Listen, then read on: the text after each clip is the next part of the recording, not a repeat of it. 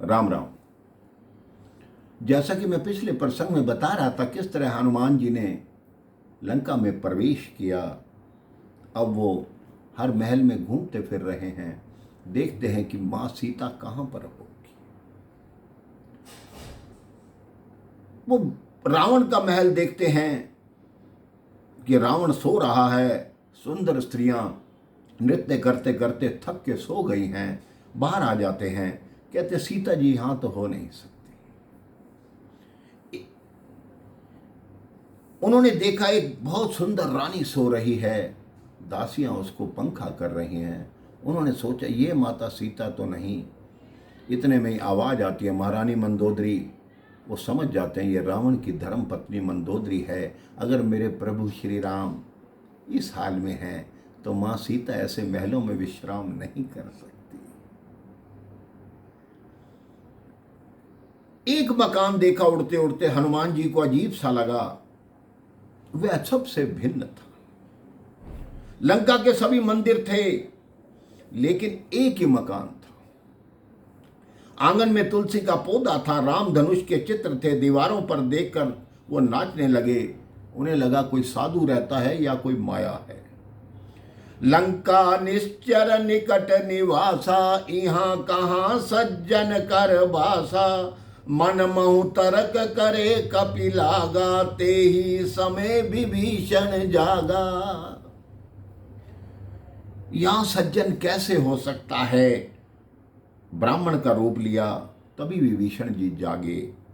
उनके आगमन से वह जाग गए। संत आपके जीवन में आए मेरे भाई बहन, तब मनुष्य जाग जाता है। विभीषण राम राम राम राम का नाम जप रहे हैं। उनकी भक्ति गुप्त है। इतना होने पर भी वो अशोक वाटिका में सीता दर्शन के लिए कभी नहीं गया। राम भक्त है लेकिन सीता दर्शन के लिए कभी नहीं गया। हनुमान जी ने ब्राह्मण का रूप धारण किया। रावण का विरोध नहीं करता। व्यक्ति राम राम करे और राम कार्य ना करे तो वो भक्ति सोई हुई भक्ति कहलाती है। राम राम तेहि सुमिरन कीना, हृदय हर्ष कपि सज्जन चीना। जब वो राम राम का नाम जपने लगा तो हनुमान जी को ज्ञात हो गया कि ये सज्जन है। हनुमान जी ब्राह्मण के वेश में आ गए। पूछते हैं आप कौन हो? परमात्मा ने मुझे धन्य बनाने के लिए किसी संत समुदाय में से तो किसी को नहीं भेजा। आपको देखकर मेरे हृदय में ठंडक क्यों हो रही है? विभीषण जी बोलते हैं सज्जन व्यक्ति हैं, पर्दा रखने की जरूरत नहीं है। मकबूल स्वरूप में आ गए। पहले राम कथा कहनी आरंभ की मेरे भाई बहन, फिर अपना नाम दिया। तब दोनों भक्त गले मिले। 4 मिले 64 खिले 20 खड़े कर जोड़। और प्रभु जन से प्रभु जन मिले तो नाचे 7 करोड़। 4 मिले, 2 नैन विभीषण जी के, 2 नैन हनुमान जी के, 64 खिले, 32 दांत उनके, 32 दांत उनके, 20 खड़े कर जोड़। 10-10 उंगलियां दोनों की आपस में हाथ जोड़कर खड़े हैं। जब प्रभु भक्त दूसरे भक्त से मिलता है तो 3.5 करोड़ रोए उसके और 3.5 करोड़ रोए उनके, 7 करोड़ रोए नाचने लगे। मुझे विश्वास था कभी तो कोई दर्शन देगा। विभीषण जी कहते हैं कितने समय से भजन कर रहा हूं, आज दया की। हनुमान जी व्यवहार कुशल है। विभीषण जी लंका तो असुरों की नगरी है, आप धर्म का निर्वाह कैसे कर पाते हैं? मेरा मन जानता है कि मैं कैसे रहता हूं। सुना हूं पवन सुत रहनी हमारी,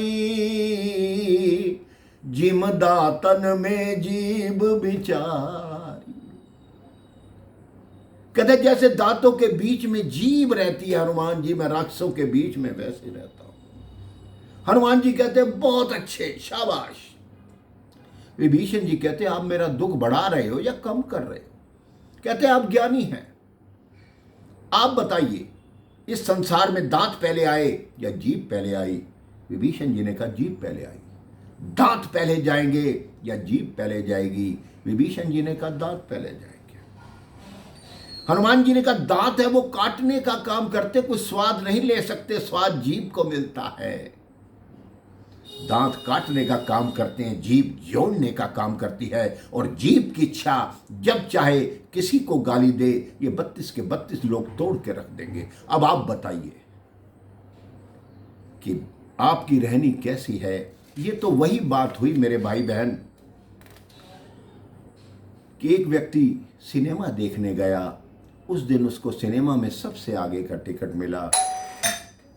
उसके पश्चात क्या हुआ ये मैं आपको अगले प्रसंग में बताऊंगा। राम राम, जय श्री राम।